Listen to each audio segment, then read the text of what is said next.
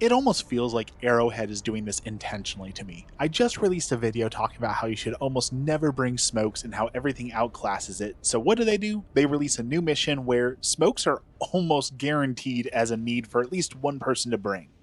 So if you haven't seen it, we got a Galactic War update. The Helldivers are ordered to reclaim more ground from the automatons, however the enemy has deployed orbital cannons across their territories. The orbital cannons are targeting SEAF air forces, extending extraction times. So not only does this make smokes more useful, but it actually invalidates one of my previous tier lists where I said there was never any reason to bring in the extraction booster. Well, here's your reason to bring in the extraction booster, because those 4-minute call-in times are brutal, and this is definitely one of the hardest automaton missions I've ever had to do. So let's talk tips, tricks, loadouts, and everything you need to know to complete this mission. I brought one of my standard loadouts the first time I did this mission. I was bringing a 380 barrage, a supply pack, an anti-material rifle, and napalm. And let me tell you, I felt woefully unprepared for this mission.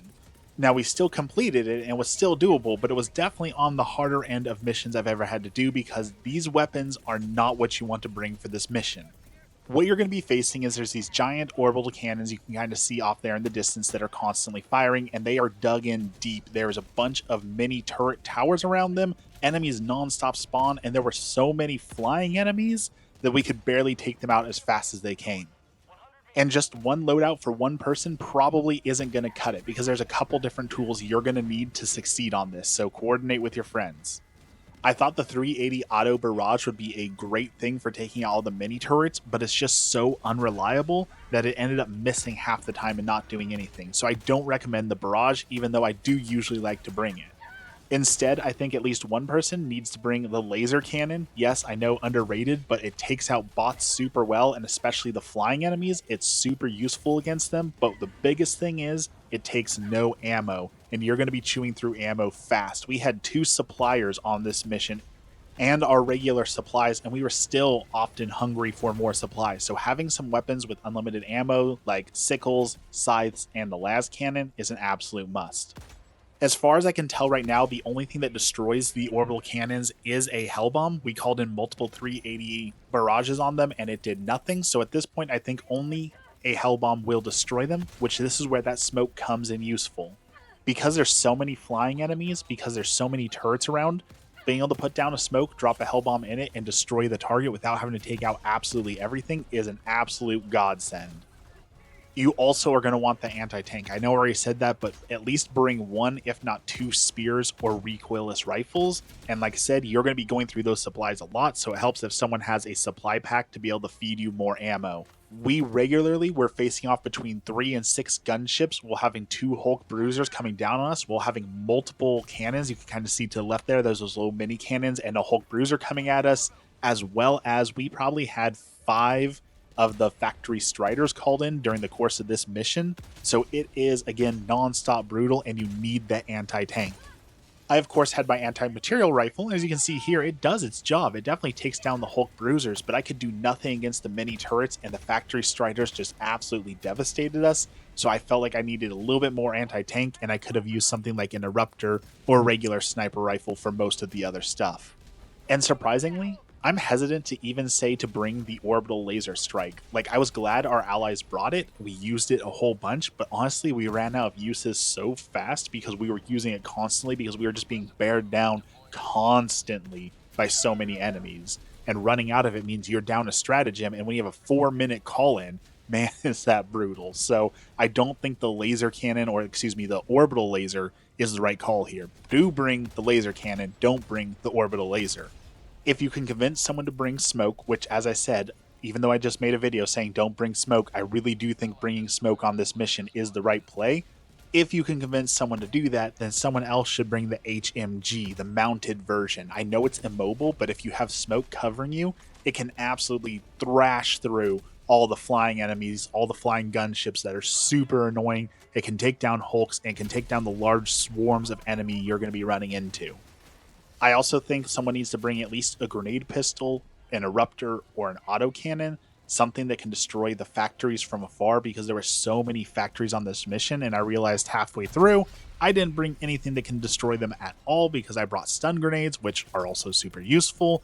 But at this point, you definitely need someone to bring something for popping factories because you're going to be running into a lot of them. This is actually the moment right here where I decided, I guess I should have brought smoke because our 380 autos did not destroy that. You've got a mini turret there. I have absolutely nothing on me that would destroy this turret. I called down the hell bomb, and I know as soon as I stand up, it's going to blow up our hell bomb, and there it goes. Having some smoke probably could have fixed that scenario. Now, there was a way that I could work around it, and you'll see here I just decided to walk up in front of it where there were no enemies, but you can see enemies are starting to fly in. So again, this comes into, if I would have had smoke, I could have just called down the smoke, called in the hell bomb, and taken this out. Instead, we had to spend even more time shooting down the flyers. You can see my ally is using the laser cannon there. Again, super effective against drop ships, or excuse me, these gun ships, and you're going to need it because they come in non-stop in this mission.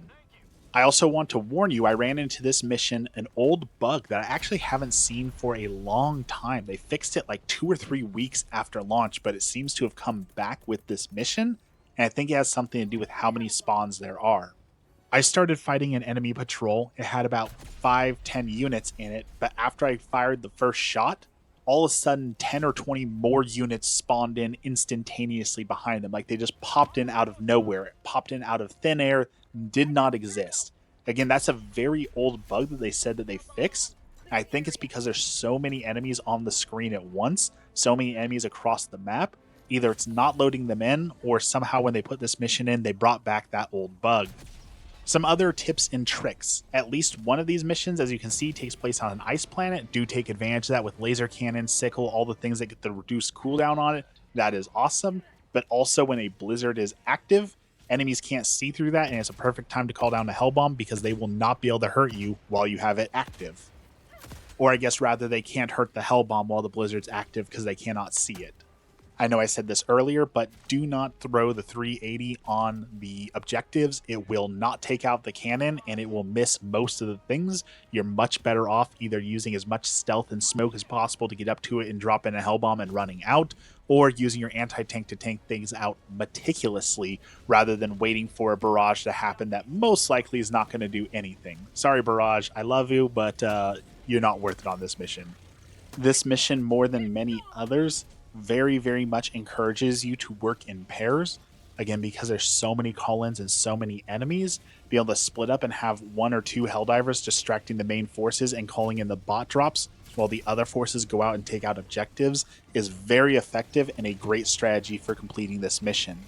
The final big piece of advice is the advice that works in general for most pro players or anyone playing on level 9, and that is don't get bogged down in the fights. I know I've said this like 6 times in this video, but the enemies non-stop spawn. There are so many enemies. If you stop to fight or get bogged down in a fight, it's going to become unsustainable and it's going to become unwinnable. Fight and move, hit and run, hit and run. It does you no good to sit in one spot, bunker down, and continually fight enemies. Even if you're on the team that's calling in all the enemies and distracting them while the rest of the guys go out and do things, keep moving, keep those enemies moving away from them, and pick up those stray patrols to help them out as much as possible, because there are a lot of patrols. It's unclear at this time if this mission is going to be like a one-time thing like the TCS towers that you can no longer play, or if it's going to be a limited mission where it's only during like liberation events or defense events.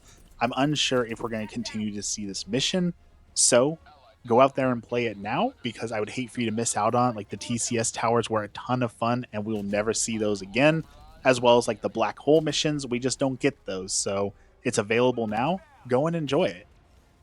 Oh, one last thing I just thought of. If you don't have all your tier 5s available yet, like if you haven't completely upgraded your ship, this is not a good mission for farming samples on. I've yet to extract with all the samples we collected on the map, so if you're trying to go out and do sample collecting, you're much better off finding a different mission altogether. This one is fun. Again, I encourage you to play it, but I don't think you're going to be getting too many samples from this until people get better at it. And by the time people get better at it, there's a good chance that this mission will be gone forever or a limited time event. So if your focus is farming, go do it elsewhere. You are not going to be able to do that efficiently here.